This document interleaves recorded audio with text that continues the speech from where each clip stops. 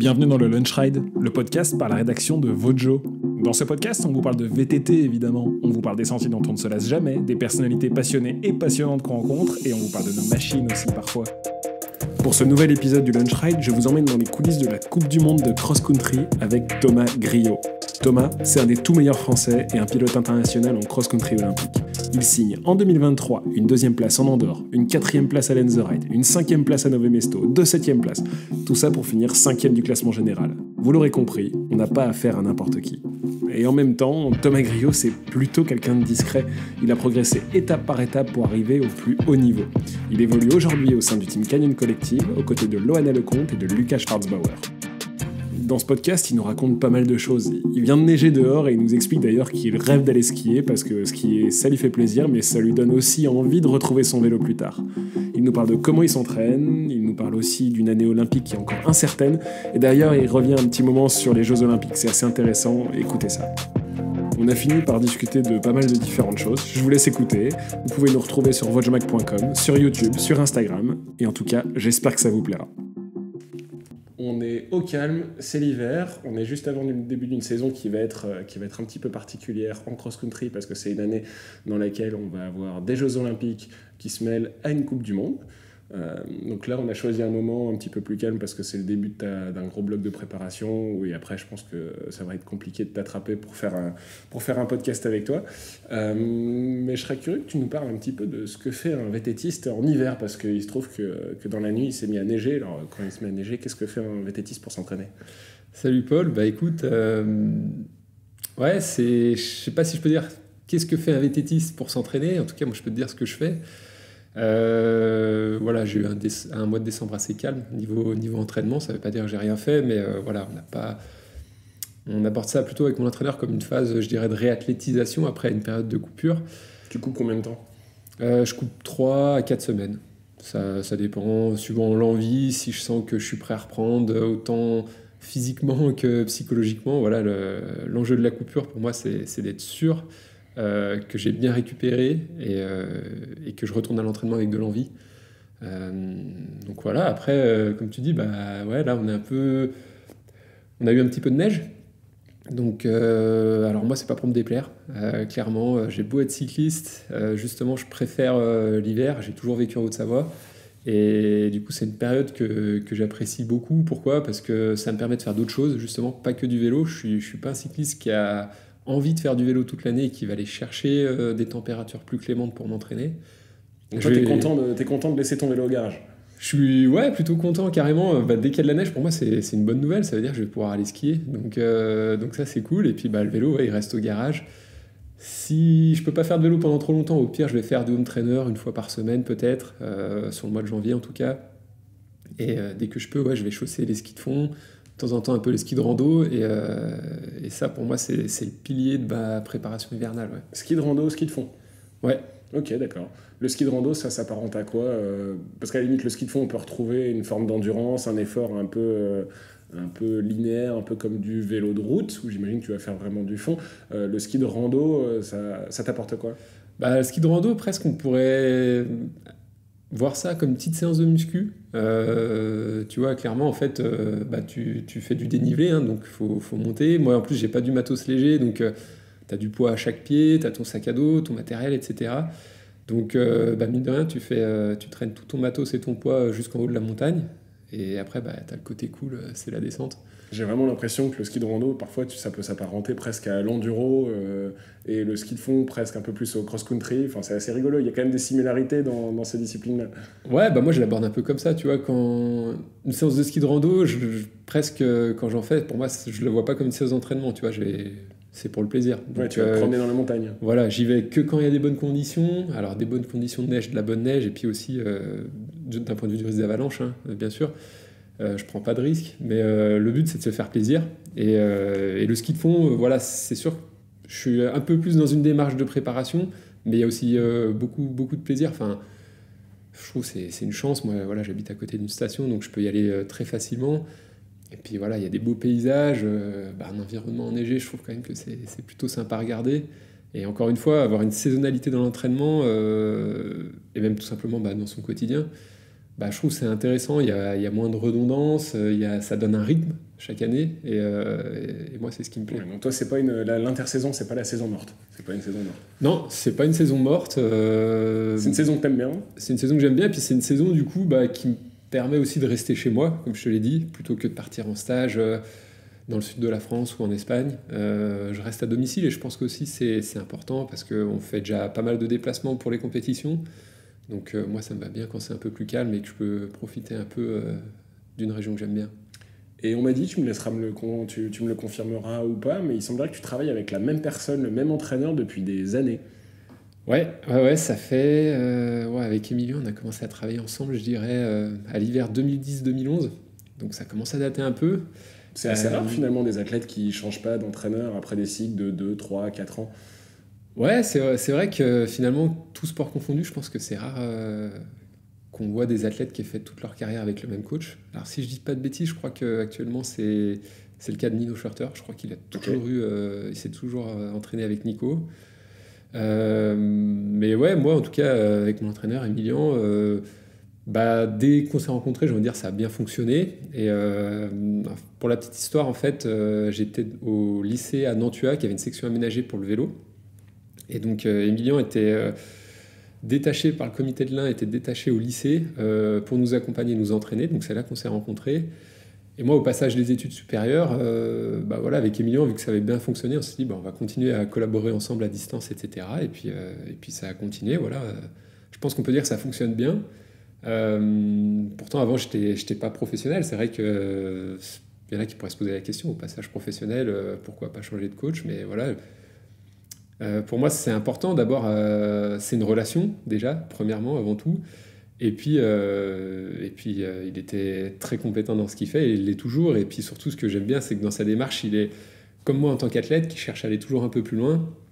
Et lui aussi, en tant qu'entraîneur, je l'ai vu évoluer. Il a eu beaucoup plus de capacité au fil du temps. Il a ajouté des cordes à son arc, il s'est formé dans certains domaines, etc. Et du coup, je trouve que, pour moi, c'est une relation pilier en fait dans ma carrière. Et on ne sait jamais de quoi l'avenir est fait, mais j'imagine que ça marche par cycle, parce que finalement, ton entraîneur, il va te faire des choses, et tu vas essayer 1 année, 2 années, 3 années. Si ça marche, à la limite, tu continues, mais toi, ça n'a pas marché tout de suite. Je pense qu'on y reviendra un petit peu. Ça a venu progressivement, donc j'imagine que lui, il a dû se former aussi, il a dû évoluer. C'est peut-être pour ça que ça dure depuis aussi longtemps. Comme je te l'ai dit, moi, je pars du principe d'abord que c'est une relation. En tout cas, c'est ce que je cherche avec les gens avec qui je travaille. C'est une bonne relation, des beaux échanges, et c'est construire quelque chose ensemble, tu vois. Et en fait, mon projet, c'est comme ça, à mon sens, qu'il est intéressant. En tout cas, moi, c'est comme ça que je le vois. C'est-à-dire qu'avec Emilien, on s'est construit ensemble. Au fur et à mesure des années, on a passé des caps. Et petit à petit, aujourd'hui, on en est là où on en est. Et du coup, à mon sens, on peut en être fier parce qu'on sait d'où on est parti. Et du coup, avoir progressé comme ça, c'est génial. Est-ce que c'est quelqu'un qui connaissait le haut niveau à VTT et le top niveau Coupe du Monde, ou finalement qu'il a découvert en même temps que toi et ses contraintes en même temps que toi? Alors, il ne le connaissait pas du tout. Pour le coup, lui, il a un profil 100% routier à la base. Il était compétiteur en route, en DN1. Il avait un très bon niveau et il était encadrant toujours sur route. Il était vraiment plus sur un projet route. Et du coup, en fait, le VTT aussi, c'était presque intéressant qu'il connaisse rien d'une certaine façon. Mais du coup, lui, il a fait... en me suivant, en m'entraînant, forcément, il a dû apprendre. Et petit à petit, voilà, il a progressé dans ce domaine, j'ai envie de dire. Et maintenant, même si c'est pas, il vient pas du VTT, en tout cas, maintenant, il connaît parfaitement la discipline. Ah bah oui, parce qu'aujourd'hui, j'ai l'impression que plus le cross-country avance, moins ça ressemble au vélo de route. Ouais, clairement, ça devient très spécifique, surtout le XCO. Moi, si je me souviens bien, quand j'ai commencé en cadet sur les Coupes de France, ça a déjà encore bien évolué. Aujourd'hui, tu as 29 ans, c'est ça, hein? Ouais, c'est ça. Ok, donc tu as déjà une certaine expérience, tu as vu le sport évoluer. Ouais, clairement. Les circuits, les temps de course, le matériel aussi. Donc ouais, il y a eu beaucoup de changements, effectivement. Alors on peut pas dire qu'on est si loin que ça du vélo de route, parce que il y a quand même certaines similitudes, mais le type d'effort devient différent, la durée de course est très différente. Mais on voit que si les VTTistes vont sur la route, ils peuvent être performants. Alors bien sûr, il y a un temps d'adaptation, une préparation différente.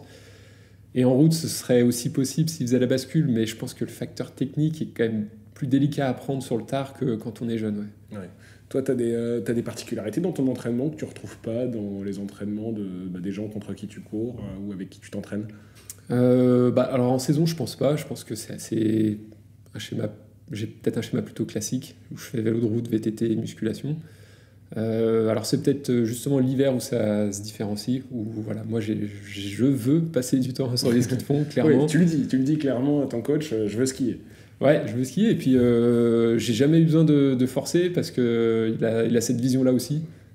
C'est intéressant de faire d'autres choses, pour garder de la motivation et de se préserver aussi d'une certaine façon, dans le sens où voilà, en décembre, janvier, déjà être à fond sur le vélo et taper dedans. Il y a quand même un risque qu'à la moitié de la saison, la motivation, elle soit plus du tout au niveau nécessaire quand on en a besoin pour atteindre des gros objectifs. Ouais, c'est une question que je gardais un petit peu pour plus tard, mais comment tu fais justement pour garder cette envie de faire du vélo? Parce que le VTT, ça commence avec la passion, un petit peu comme tout le monde, mais quand ça devient ton métier, ça devient tes contraintes, ça devient chiant parfois, j'imagine, quand tu dois pas avoir envie d'y aller tous les jours. Et comment tu fais pour rester frais et motivé à faire du vélo tous les jours depuis des années?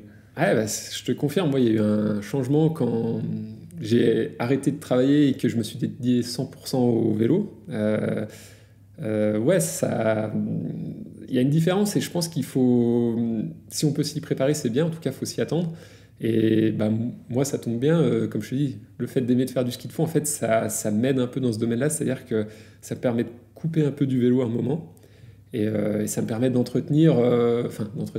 d'avoir toujours la motivation qui m'anime quand je prends mon vélo et que je vais m'entraîner. Alors, quand tu t'entraînes tous les jours, t'as peut-être pas tous les jours de l'année envie de faire du vélo, mais quand il faut t'entraîner, tu y vas quand même parce qu'il y a d'autres choses aussi qui te motivent, plus que le fait tout simple de monter sur ton vélo. Mais moi, à la base, ça reste une grande passion et aller faire un tour de VTT. Et ça m'anime tout simplement juste de savoir que aujourd'hui, pas aujourd'hui, mais un jour dans l'année, lambda, quand il fait beau, par exemple, je vais prendre mon vélo et puis moi, je vais passer du temps dehors, quoi. Et ça, tous les jours, j'oublie pas que c'est une chance. Moi, je le vois comme ça parce que bosser dans un bureau, ça aurait été plus compliqué. Et tous les jours être dehors, c'est juste une chance. Et profiter de la nature, en plus, ici, j'ai un bel environnement, donc c'est top. Toi, tu as fait des études ou tu as directement enchaîné avec un travail qui te permettait de faire beaucoup de vélo à côté? Alors un peu les deux. Okay. J'ai fait des études, j'ai fait un DUT à Chambéry en sport-études. Donc j'avais du temps pour m'entraîner et du temps pour étudier. C'est devenu un peu compliqué au moment où je suis rentré en licence. Pourquoi? Parce que j'étais toujours en sport-études, mais je faisais de l'alternance. Et là, ça a commencé un peu de compliqué parce qu'il y avait les études, l'alternance et le sport de haut niveau. Et mon employeur, lors de mon alternance, en fait, m'a proposé de m'embaucher tout de suite. Donc, j'y ai réfléchi, puis je me suis dit, de toute façon, il y a un moment, c'était dans quel domaine? Il faut gagner sa vie. C'était dans le vélo. Je bossais pour un site de vente en ligne. D'accord. Un site de vente en ligne. Et du coup, j'ai saisi l'opportunité. Et du coup, c'est devenu encore un peu plus compliqué de mener les 3 projets. J'avais vraiment envie de continuer à faire du vélo en compétition. Et j'espérais quand même peut-être un jour avoir un contrat professionnel dans le vélo. Donc je me suis dit, l'opportunité, elle est là. J'arrête les études, je m'arrête là, Bac+2. En plus, je savais vraiment pas ce que je voulais faire en études, tu vois. Niveau travail, je savais pas ce que je voulais faire plus tard. Donc je me suis dit, ça me convient bien. Et petit à petit, ça s'est fait comme ça. Donc je travaillais à temps partiel, je m'entraînais en vélo. Et puis après, j'ai pu travailler en télétravail. Donc là, encore un peu mieux parce que j'ai eu beaucoup de chance. Mon employeur me laissait la liberté d'organiser mon emploi du temps. Donc je calais mes séances d'entraînement et puis je travaillais en fonction. Et puis après, j'ai eu un premier contrat professionnel. J'ai quand même continué à travailler avec cet employeur jusqu'à fin 2021. Voilà. Et après, 100% professionnel. La passerelle avec ma question suivante, elle est toute trouvée. En fait, tu as un parcours d'athlète qui est différente de certaines personnes qui vont exploser très vite, être performantes très vite, quitte à retomber très vite derrière. Toi, tu as mis le temps pour arriver, tu as été vraiment, j'imagine, un bosseur et tu es avancé étape par étape et tu as mis des années à arriver au plus haut niveau où tu es aujourd'hui, à faire des podiums en Coupe du Monde. Comment est-ce que tu l'expliques, ça ? Bah ouais, clairement, c'est vrai qu'on peut dire que j'ai un parcours un peu différent. Et puis je pense que du coup, mon parcours, c'est aussi un peu ma force. Peut-être qu'avec un parcours différent, je serais pas du tout arrivé à ce niveau-là. Dans les jeunes catégories, cadets juniors, j'étais quand même un coureur qui était bon au niveau national, tu vois, dans les 10 premiers, 5 premiers, mais j'avais jamais fait de podium. Mais il y a quand même un gap après par rapport au niveau international. Et la transition en espoir, elle a été compliquée. J'étais assez loin dans les classements. Et bon, il se passe toujours quelque chose, j'ai envie de dire, quand tu passes du lycée aux études supérieures, tu vois, t'es un peu plus, faut être un peu plus autonome. Alors est-ce qu'il n'y a pas eu, j'ai eu une petite perte de rendement à ce moment-là, c'est possible. Et c'est plus sur la fin de mes études, en fait, où je me suis dit, bah, ça c'était une chance d'avoir un sport-études. Et, euh, et là, c'est peut-être le moment d'en profiter et de s'y mettre un peu plus sérieusement parce que c'est peut-être les dernières années, en fait, d'avant d'aller travailler, tout simplement. Et à ce moment-là, ouais, je pense qu'il s'est passé quelque chose parce que mes performances, elles ont commencé à monter, parce que je m'investissais plus aussi, parce que aussi j'ai rencontré peut-être les bonnes personnes au bon moment au niveau des équipes. Là, j'étais rentré dans l'équipe matérielvélo.com, donc qui avait un joli projet au niveau national, et puis on commençait à rentrer un peu aussi sur le circuit de Coupe du Monde. Et voilà, j'étais accompagné avec des personnes qui étaient très motivées, et quand je les voyais motivés dans ce projet, moi ça me motivait encore plus, et je pense que c'est ce qui m'a aidé aussi à passer un peu les échelons. Ouais. Très bien, mais justement, t'as parlé de cette équipe. Des équipes, toi, tu en as eu trois principalement. Ça va être Matériel Vélo, puis Massy, puis aujourd'hui, Canyon Collective, je sais plus comment s'appelle le team exactement. Mais c'est ça, c'est Canyon Collective. C'est ça, Canyon Collective. Qu'est-ce que ça veut dire changer d'équipe? Qu'est-ce que ça t'apporte? C'est pas simplement un nouveau maillot, des nouvelles couleurs, un nouveau vélo. Qu'est-ce que ça représente? Et quelle est la différence entre, par exemple, Matériel Vélo à l'époque et Canyon aujourd'hui? Changer d'équipe, presque, c'est presque tout changer au final, parce que quand on change d'équipe, on change, on quitte toutes les personnes avec qui on travaillait et on travaille avec de nouvelles personnes, donc souvent des nouvelles méthodes. On change de matériel, on change aussi parfois le circuit de compétition en fonction des équipes, donc on change beaucoup de choses. Mais t'as beau être le même athlète, ça peut ne pas fonctionner. Clairement, ça peut ne pas fonctionner. Et moi, je reviens encore une fois sur ma relation avec mon entraîneur, mais pour moi, c'est aussi nécessaire de construire des choses en dehors de son équipe pour justement, quand il y a des changements importants comme le changement d'une équipe, avoir une partie de stabilité sur laquelle on peut se reposer, qui peut être vraiment nécessaire si le changement d'équipe est un peu difficile. Ça, c'est vrai que c'est quelque chose qui peut être intéressant de préciser, mais quand on change d'équipe, on ne change pas forcément d'entraîneur. Chaque athlète a son entraîneur, et c'est pas forcément lié à une équipe, c'est ça? Ouais, dans le VTT, on fonctionne comme ça encore actuellement. C'est assez individuel comme démarche. Donc souvent, chaque athlète a son propre coach et définit les propres personnes avec qui il veut travailler pour s'entraîner. Alors, on a le support d'une équipe, parce qu'il y a des personnes compétentes aussi dans une équipe. Mais moi, si aujourd'hui je parle de mon équipe Canyon Collective, chaque athlète a son entraîneur qui... Pour chaque athlète, voilà, on a tous un coach différent, quoi. Et donc, par exemple, Canyon aujourd'hui, qu'est-ce que ça t'apporte, cette équipe, toi? Sur quoi est-ce que tu te reposes quand tu arrives sur un week-end de course, de stage, de Coupe du Monde? Aujourd'hui, Canyon, pour moi, c'est un support énorme. Alors sur tous les tableaux, forcément sur le sujet matériel, voilà, d'être accompagné par une grande marque, c'est du confort parce qu'on a toujours du matos à la pointe, j'ai envie de dire, de la technologie. Donc ça, c'est top. On a aussi des moyens humains à disposition qui sont, de mon point de vue, considérables. Ouais, c'est plus ça la question que Ouais. j'aimerais que je te posais, c'est qu'est-ce que ça représente en termes de moyens humains? Qui est derrière une équipe et qu'est-ce que ça t'apporte? Alors nous, dans notre équipe directement, tu vois, ça fait pas mal de monde. On a 2 managers, on a une cuistot, 2 mécaniciens, un kiné, voire 2 kinés. On a un coach technique aussi. Donc pour le staff, ça fait déjà du monde. Ça fait déjà du monde. Donc tu vois, voilà, on peut imaginer, comme je l'ai dit, pour chaque personne dans sa spécialité qui nous accompagne sur un week-end de course, ça nous met déjà dans les bonnes dispositions. Et puis j'ai envie de dire, au-dessus de l'équipe, encore chez Canyon directement, on est accompagné par le service Pro Sport, qui eux, si on peut dire ça comme ça, sont des facilitateurs de la performance. C'est-à-dire qu'on va leur exprimer tous les besoins qu'on a pour dire, voilà, aujourd'hui, nous, on a envie d'être plus performants, on estime qu'on a besoin de ça ou que ça nous limite, donc comment on peut faire? Et eux, ils vont essayer de mettre des solutions en place pour toujours qu'on soit dans les bonnes conditions pour être tout simplement au top niveau. Par exemple, qu'est-ce qui a changé dans le setup de l'équipe entre cette année, enfin entre l'année 2023 et disons l'année 2021 où ça a commencé? Il y a des choses qui ont évolué? Ouais, alors forcément, moi j'étais présent au lancement de l'équipe et je vois ce qu'est l'équipe aujourd'hui. Donc elle a quand même progressé, ne serait-ce que, comme je l'ai dit tout à l'heure, sur les humains qui travaillent ensemble, sur les relations, faut un peu que la sauce elle prenne au début. Donc voilà, chacun trouve sa place, son mode de fonctionnement, comprendre les autres, comment on interagit avec les autres aussi, parce que voilà, différents caractères. Et aujourd'hui, c'est ça qui fait la différence avec le début, c'est que tout le monde se connaît très bien. Et c'est simple, quoi. Ça roule tout seul. Alors, ça ne veut pas dire pour autant qu'on communique pas et qu'on devine pour les autres ce qui va se passer, mais voilà, le groupe vit très bien comme ça parce qu'on se connaît vraiment bien. Et c'est ça qui a fait la différence. Après, en termes de setup, par exemple de paddock, il n'y a pas eu de grande évolution. Nous, on est toujours pareil à ce jour. Donc voilà, le matériel est le même. Quand je dis le même, c'est-à-dire qu'on travaille avec les mêmes marques toujours. Donc voilà, mais le gros du travail, ça a été de construire ça, je pense, les relations dans le groupe, les relations aussi avec les partenaire, parce que dans une équipe comme Canyon, il y a beaucoup de partenaires.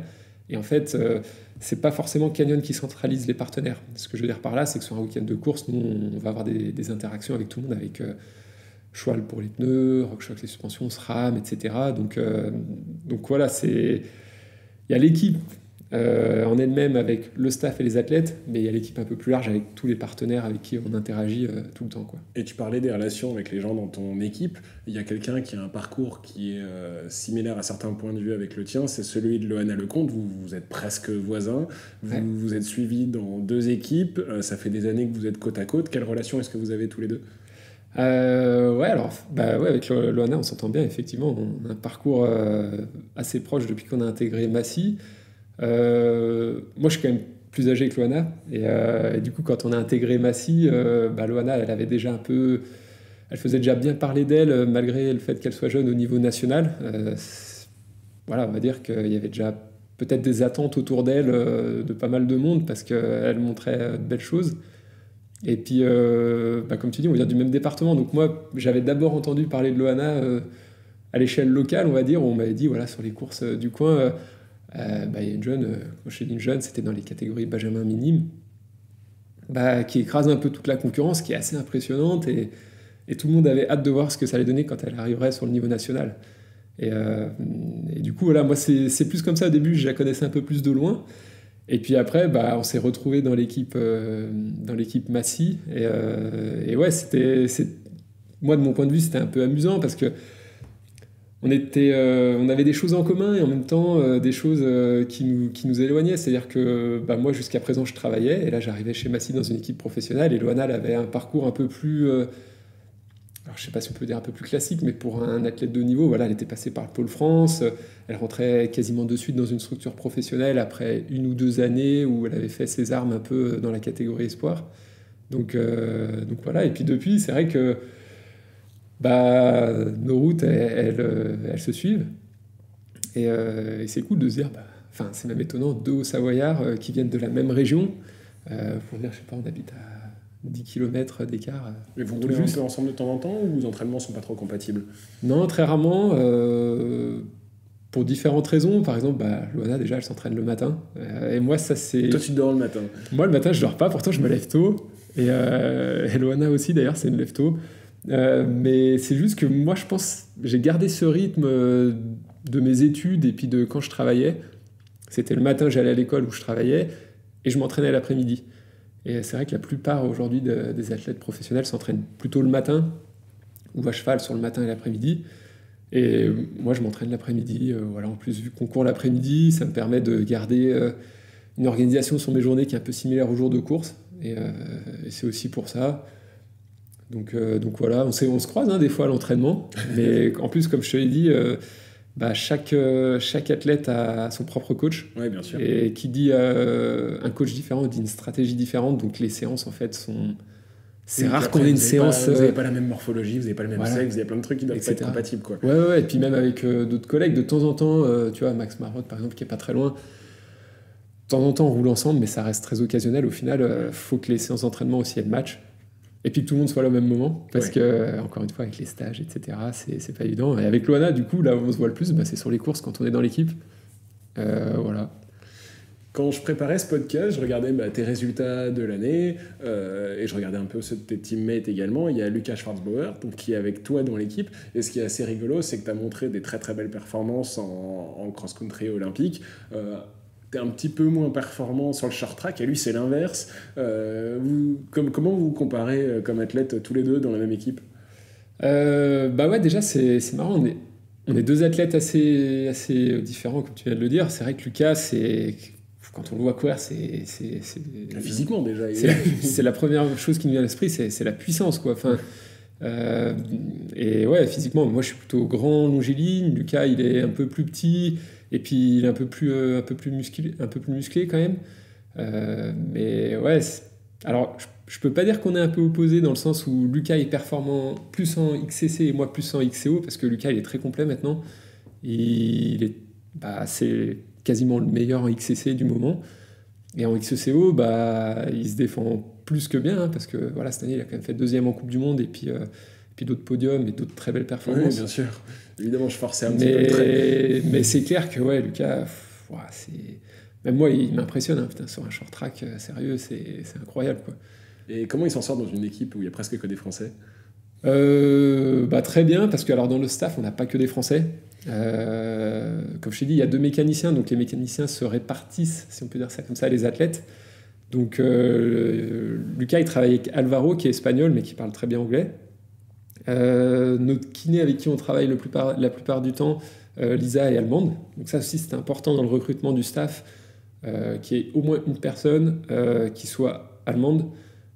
Parce qu'on avait un cours allemand, donc c'est important qu'il ait quelqu'un, sa nationalité, pour apporter un peu de soutien, surtout au début de l'équipe. Mais après, ça se passe très bien. On parle tous anglais, plus ou moins bien. Mais vu qu'on se connaît bien, on arrive toujours à se comprendre. Donc ça se passe très bien. Et puis Lucas, il a été, je pense même, c'est même sûr, il a été moteur dans le projet de l'équipe, hein, clairement. Il a joué un rôle important et d'ailleurs, il s'en est bien sorti, puisqu'on l'a vu, il a carrément éclaté en termes de résultats dès la première année dans l'équipe. Donc je pense que ça montre que déjà, il se sentait bien dans l'équipe, que l'équipe travaillait bien pour lui. Et voilà. Donc, il n'y a pas une seule recette. Vous avez une même équipe, mais finalement, elle s'adapte aux besoins de Lucas, à tes besoins, aux besoins de Loana, qui finalement ne sont pas les mêmes. Ouais, c'est clair. On peut dire que les managers, pour ça, ils font du très bon travail. Et c'est des très bons managers parce que je te dis, c'est au niveau des athlètes, c'est que des personnalités différentes. Et on peut pas dire à quelqu'un il faut que tu deviennes comme ça, c'est pas possible. Pour qu'un athlète il soit performant, il faut juste qu'il soit bien et qu'il soit lui-même. Donc ouais, mais c'est ce qui nous fait rire dans notre équipe. Et souvent, on a 2 managers, Claudia et Seb, qui aiment bien déconner d'ailleurs. Et puis c'est marrant parce qu'ils savent tout de suite sur nos traits de caractère, ils nous font toujours des petites blagues et c'est cliché, mais on se reconnaît parfaitement à chaque fois dans ce qu'ils nous disent. Donc c'est ce qui fait un peu peut-être d'ailleurs la magie de cette équipe. C'est le boulot qu'on fait nos managers, tout simplement pour qu'on se sente juste bien en tant qu'athlète, mais en tant que personne aussi, qu'on reste nous-mêmes. Et on le voit après, je pense que ça se traduit sur les résultats, tout simplement. On parlait de ces 2 formats de cross-country, le short track et le cross-country olympique. Est-ce que c'est 2 formats que tu apprécies de la même manière ou tu as une préférence pour l'un ou pour l'autre? Je pense aujourd'hui que je les apprécie de la même manière. Alors, j'aime beaucoup le short track, pourtant ça me met en difficulté, mais c'est vraiment un effort en fait qui me met en difficulté. À quel point de vue? Et sur mes qualités de base, moi j'ai plutôt un profil de coureur endurant, sur les efforts longs. Du coup, les efforts très courts et très intenses, c'est compliqué. Je le travaille à l'entraînement, mais après c'est comme ça. On ne peut pas changer du tout au tout. On peut un peu compenser ses points faibles, mais voilà, je ne deviendrai probablement jamais un top coureur en short track. Mais du coup, ça me fait beaucoup de bien cette discipline parce que ça m'a permis justement de progresser sur des points faibles et finalement, ça m'a apporté dans le XCO. Et voilà, donc j'aime quand même le short track. Je suis pas devant, mais j'aime ça. Et forcément, j'ai une petite préférence pour le cross-country olympique, Mais aujourd'hui, pour moi, les deux disciplines, elles vont de pair. Très bien, ouais, c'est plus quelque chose que tu vas dissocier. C'est vrai que ouais, y a pas mal d'athlètes qui ont dû vraiment se remettre en question dans leur manière d'aborder un week-end ou même leur entraînement complet quand le short track est arrivé. Et voilà, aujourd'hui, c'est intégré. Ouais, clairement, short track, ça reste nouveau. On ne savait pas trop comment ça allait évoluer au début. Est-ce que ça va être dissocié de la Coupe du Monde et il y aura un circuit de short track, un circuit de cross-country olympique? Finalement, les deux sont restés ensemble et je pense que c'est très bien. Et si on regarde un peu l'historique du short track, aujourd'hui, on voit que il y a une belle densité maintenant sur les short track. Ça court, il y a des courses serrées, il n'y a pas des gros écarts systématiquement. Donc on voit que tous les athlètes maintenant le préparent, quoi. Cette année, on est en 2024, tout début 2024, ça va être une année particulière, comme on disait au début, parce que tu as la Coupe du Monde et en même temps, tu as les Jeux Olympiques. Les Jeux Olympiques en France, à Paris. La dernière fois on s'était vu d'ailleurs, c'était au Test Event des Jeux Olympiques. Il y a 2 places pour la France. Les noms sont évidemment pas encore sortis. Tu fais partie des gens qui peuvent prétendre à une de ces 2 places. Comment tu abordes une saison comme ça, toi ? Comment j'aborde une saison comme ça? L'année 2024, comme tu l'as dit, elle va être particulière. Et en même temps, j'ai eu une très bonne année 2023.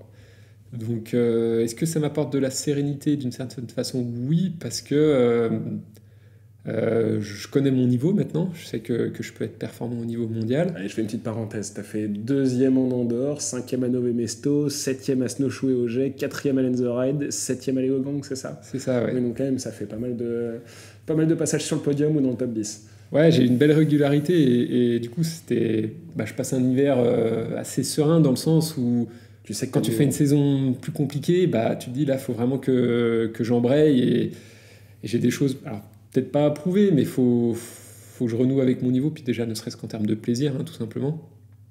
Donc maintenant, voilà, je sais de quoi je suis capable et je me dis aussi, voilà, 2024, ça va être très particulier avec des jeux qui sont en France, mais pour moi, il n'y a pas que les jeux en 2024. Il y a les Coupes du Monde, il y a les Championnats du Monde, il y a peut-être des championnats d'Europe en fonction du moment dans lequel ils vont tomber dans le calendrier. Et moi, comme je te l'ai dit, je fais du VTT parce que j'aime ça. À la base, je ne fais pas du VTT parce que c'est un sport qui est olympique. Donc, aujourd'hui, j'ai du mal à te dire que les Jeux, ça peut paraître bizarre, mais pour certains, il y en a qui ne le comprendraient pas, que les Jeux, c'est plus important que les championnats du monde ou qu'une Coupe du Monde. C'est peut-être un peu au-dessus, mais là, moi, aujourd'hui, je pense pas qu'à ça. J'ai l'impression que c'est au-dessus en termes de médiatisation et d'aura, évidemment. On l'a vu ensemble au Test Event des Jeux Olympiques, ça comptait pour du beurre, et pourtant, le VTT a jamais eu autant de visibilité dans des médias mainstream, quoi. Et pourtant, le haut niveau du VTT mondial sera pas forcément aussi bien représenté aux Jeux Olympiques que sur une Coupe du Monde, finalement. Clairement. D'ailleurs, on a vu au test event qu'il y avait plus d'athlètes au départ que ce qu'il y en aura au jeu, parce que du coup, pour un test event, ils ont ouvert un peu plus. Il n'y aura que 36 athlètes au départ des jeux. On peut juste prendre le cas de la France, finalement. Des athlètes de très très haut niveau en France, il y en a plus que 2, et finalement, il n'y en aura que 2 qui seront sur la grille de départ, des Jeux Olympiques, alors que finalement, il y en a au moins 5 ou 6 qui peuvent prétendre à une victoire aujourd'hui en Coupe du Monde. Ouais, clairement, déjà, il va manquer pas mal de top athlètes, quand même, enfin pas mal. Si, quand on enlève autant d'athlètes d'un top 10, on peut dire qu'il en manque beaucoup. Et si c'est des athlètes qui ne sont pas capables de gagner, en tout cas, on enlève des athlètes qui sont capables de peser sur une course, de créer des faux rythmes, etc. Enfin, le VTT, c'est ça, c'est pas une course en solitaire. Il y a des adversaires qui peuvent soit nous aider, soit nous gêner, que ce soit en descente ou dans des efforts un peu plus physiques, le monté, le plat, etc. Donc on enlève quand même des composantes importantes sur une course. Donc effectivement, moi, dans ma vision, c'est ce qui a un peu désacralisé les jeux en VTT. C'est-à-dire que, oui, d'un point de vue médiatique, tout le monde, n'importe qui, quelqu'un qui n'est pas sportif, pourra parler des jeux. Si on lui parle d'une médaille olympique, c'est incroyable. Et moi, finalement, quand j'analyse ça, je me dis, le niveau, il est beaucoup moins dense que sur les championnats du monde ou que sur une Coupe du Monde. Donc... voilà, cette règle, elle est comme ça. C'est un peu dommage parce qu'on enlève des top athlètes, en tout cas dans notre sport. Mais c'est comme ça, il faut composer avec. Ce sera 2 athlètes pour la France, c'est le quota maximal. Mais t'en as envie quand même. Ah oui, mais moi, je peux pas dire que j'en ai pas envie, c'est clair. Mais ce que j'essaye de dire, c'est que moi, je suis pas focalisé que sur les jeux. Clairement, je pense que c'est une aventure incroyable à vivre, clairement, et pas juste à vivre. Si on n'y va pas pour acheter du terrain, c'est sûr, on y va pour la médaille. Mais voilà, moi, je suis pas drivé que par les jeux. 2024, je pars du principe que j'ai une saison complète à accomplir. Parce qu'il y a des athlètes, j'imagine, ceux qui ont la presque certitude d'aller aux Jeux Olympiques, qui vont peut-être avoir un pic de forme au moment des Jeux Olympiques et le reste ne sera que préparation. Toi, tu vas prendre course par course, c'est ça ? Alors, moi, je vais quand même me préparer pour les courses de sélection pour les Jeux. Oui, parce que ça se prépare maintenant, tout ça, en fait, finalement. Ça se prépare maintenant et puis ça va se décider très tôt dans la saison. Mais en fonction de la réponse, ça va être simple, vu qu'on va le savoir assez tôt. C'est soit, après cette phase de sélection, je me prépare pour les Jeux, soit je me prépare pour les championnats du monde. D'accord. Quand est-ce que ça va avoir lieu ? Les Jeux ? Non, la sélection, je pense. L'annonce de la sélection. La sélection, ce sera... Alors, on attend encore des confirmations, mais vraisemblablement, ça devrait avoir lieu sur les 2 premières Coupes du Monde qui auront lieu au Brésil. Il se posait la question d'intégrer Dove Mesto, qui serait un peu plus tard au mois de mai. Mais voilà, on se dit aussi... c'est une discussion qu'il y a eu avec la DTN. Plus tôt on connaît la sélection, mieux c'est pour les athlètes, et pour ceux qui seront sélectionnés, et pour ceux qui ne seront pas sélectionnés, pour pouvoir rebondir aussi derrière. Donc là, on parle vraiment en fait de l'équipe de France, parce que finalement, sur ces cycles de 4 ans, ces cycles olympiques, c'est l'équipe de France qui vient prendre un petit peu sous son aile tous les athlètes qui peuvent potentiellement performer aux Jeux Olympiques. Est-ce qu'il y a vraiment une cohésion, un groupe France, ou finalement vous êtes un groupe individuel qui a porté le même maillot une fois de temps en temps, quoi ? Alors nous en France, il y a un vrai groupe France. Tous les athlètes s'entendent très bien. Donc il y a les grands événements, j'ai envie de dire les championnats d'Europe, championnats du monde, tous les ans où on court en sélection, donc avec les athlètes de l'équipe de France qui viennent d'autres équipes. Mais il y a aussi les stages à côté de ça. Donc on se voit plusieurs fois dans l'année, on se voit aussi sur les courses. Voilà, on n'est pas enfermé dans notre bulle équipe, même si quand même ça reste très individuel le reste de l'année, on est quand même beaucoup plus avec notre équipe qu'avec l'équipe de France. Mais il y a quand même un bon groupe France, et l'équipe de France a tout intérêt à fonctionner comme ça de toute façon, parce que quand il y a de l'enjeu, championnat du monde, Jeux Olympiques, s'il n'y a pas un bon groupe, s'il n'y a pas une bonne ambiance, si les athlètes ne s'entendent pas bien, c'est plus difficile de performer dans ce contexte comme ça. Mais quand tu parles justement de cet intérêt, c'est uniquement pour la cohésion, le fait d'être ensemble, ou est-ce que sportivement ça peut apporter des choses ? Est-ce qu'au niveau de la performance, le fait d'avoir un groupe France, vous pouvez vous apporter des choses mutuellement ? Ou c'est simplement au niveau du bon mood Non, clairement, on peut s'apporter des choses. En course, on a le même maillot. Donc si on a le même maillot, on est dans la même équipe. On va pas porter préjudice d'une certaine façon à une stratégie d'un coéquipier qui est le mieux placé pour performer. Sauf si vous êtes au coude à coude pour... Voilà, sauf si on est au coude à coude, mais dans un contexte particulier, clairement, le collectif, ça peut être notre force, surtout dans une équipe de France où on connaît le niveau des athlètes. Quand on a la chance d'être si on a la chance d'être en surnombre et qu'on est tous dans un bon jour, clairement, la course, elle peut tourner en notre faveur. Donc on a plutôt intérêt de se servir de la force du collectif plutôt que de rentrer dans une stratégie individuelle où on court les uns contre les autres et finalement à la fin il n'y a personne qui fait une performance. C'est peut-être quelque chose qui est complexe à comprendre pour des gens qui ne suivent pas de très très près le cross-country. Comment est-ce qu'on peut courir ensemble ? C'est quoi une stratégie de course quand on est seul ou à plusieurs en cross-country ?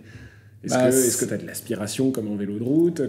Comment ça se matérialise ? Alors suivant les parcours, il peut y avoir de l'aspiration, suivant les parcours, il peut y avoir des descentes très techniques. Si on est avec un collègue qui, on le sait, descend très très bien, voire qui est le plus rapide du circuit en descente, on va s'arranger pour que ce soit lui qui fasse la descente sans tête si on est dans un moment clé de la course. Ça peut être des choses comme ça.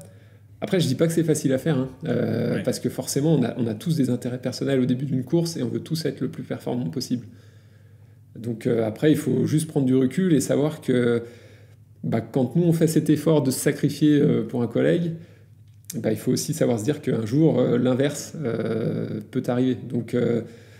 Donc voilà, tout simplement. Après, encore une fois, on peut le faire, c'est pas facile à faire, mais on le fait, et quand on le fait, si à la fin il y a une performance, en fait, on est content de l'avoir fait. Et toi, Thomas, de ton côté, quels sont tes points forts ? Qu'est-ce que tu peux apporter sur une course d'après toi ?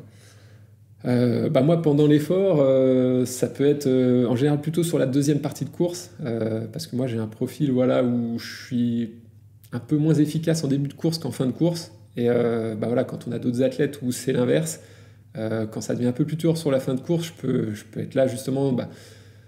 Techniquement, je m'en sors très bien, mais sur le physique, s'il faut boucher des écarts, etc., je peux être l'athlète qui peut aider à ce moment-là. Ouais. Là, on a beaucoup parlé des grandes courses, des grands rendez-vous, championnat du monde, coupe du monde, Jeux olympiques. Est-ce que toi, tu as des courses qui t'ont marqué, en bien, en mal? Est-ce que tu as des courses que tu gardes dans ton cœur, dans ta tête, des souvenirs que tu as? Ouais, pas plus tard que cette année, à Nové Mesto, première Coupe du Monde de la saison, je fais 5e, donc une belle perf, et c'est une course qui m'a marqué, et j'avais même beaucoup d'émotions à l'arrivée.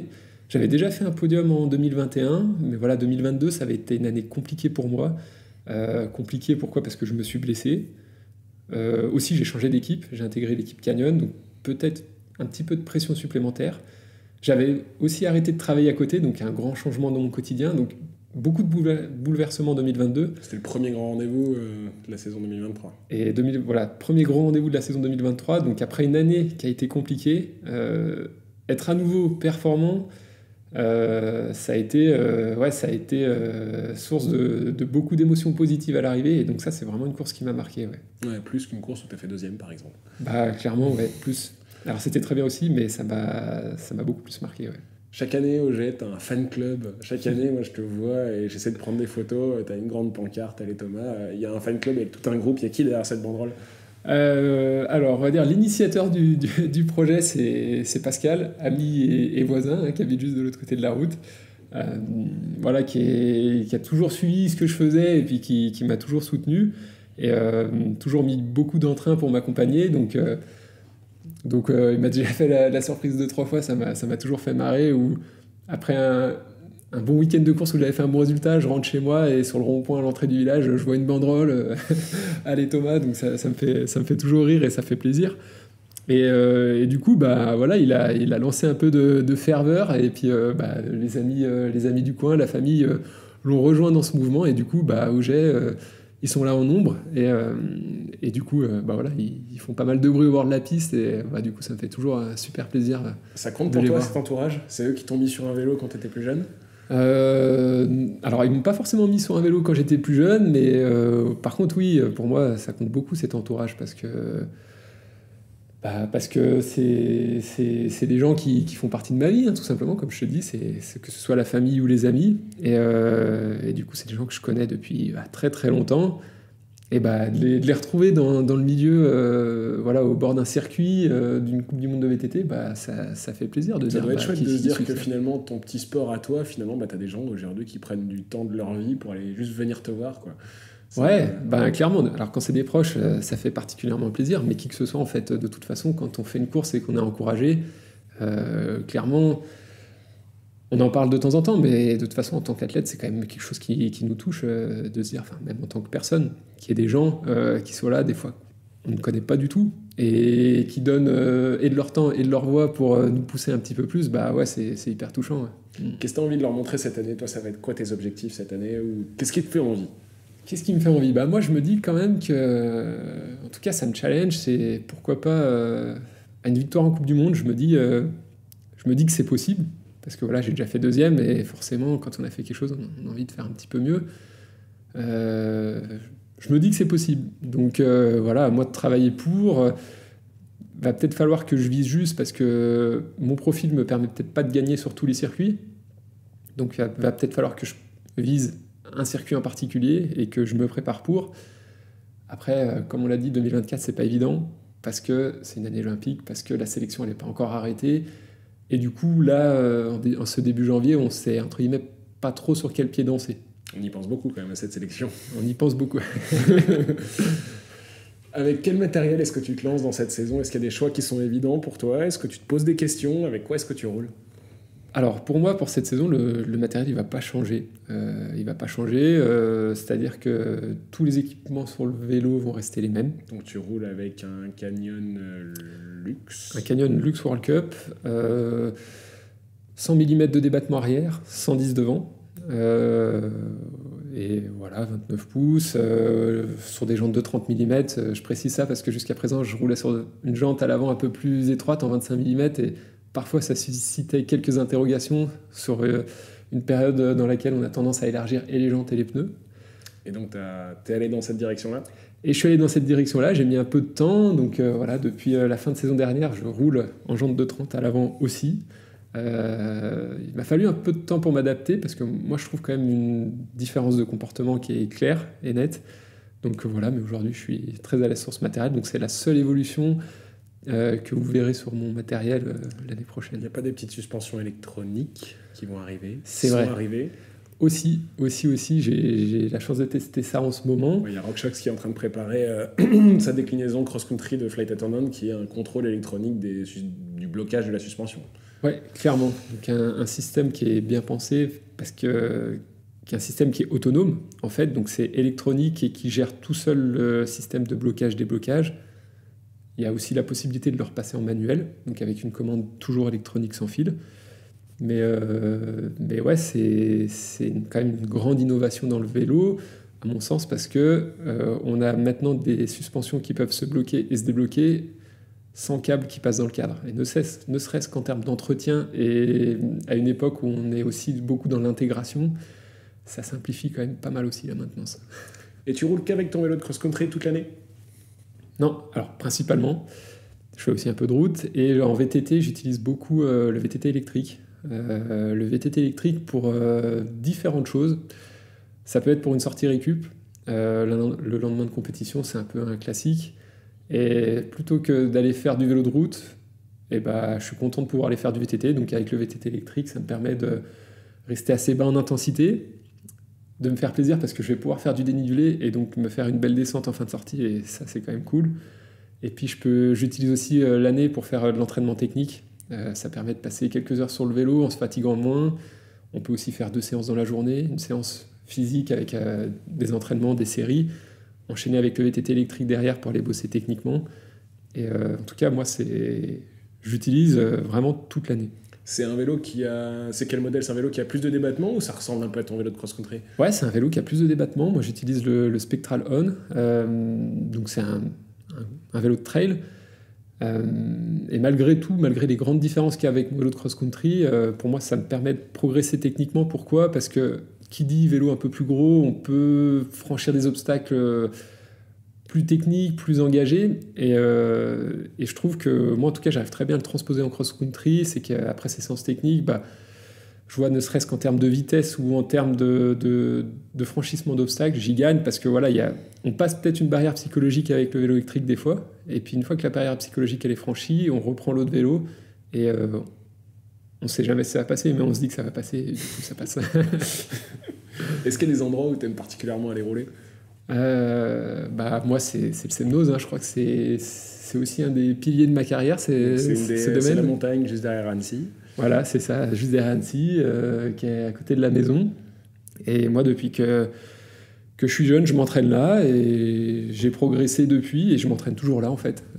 Joli terrain de jeu, que ce soit technique, aussi sur le plan physique, parce qu'on peut y faire du dénivelé, et puis sur les points de vue, que ce soit au sommet ou 2-3 endroits que tu dois connaître d'ailleurs, 2-3 croix notamment qui donnent vue sur le lac. C'est toujours des petits moments agréables pendant un entraînement.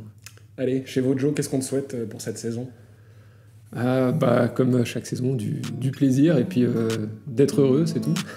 Super, merci Thomas. Merci. Le Lunch Ride, c'est terminé pour aujourd'hui. Merci de nous avoir écoutés. Si ça vous a plu, n'hésitez pas à nous le dire, à noter ce podcast et à le partager. Vous pouvez retrouver tout le travail de la rédaction sur vojomag.com, au format papier sur Vojo Magazine et évidemment sur les réseaux sociaux. À bientôt pour de nouveaux Lunch Rides.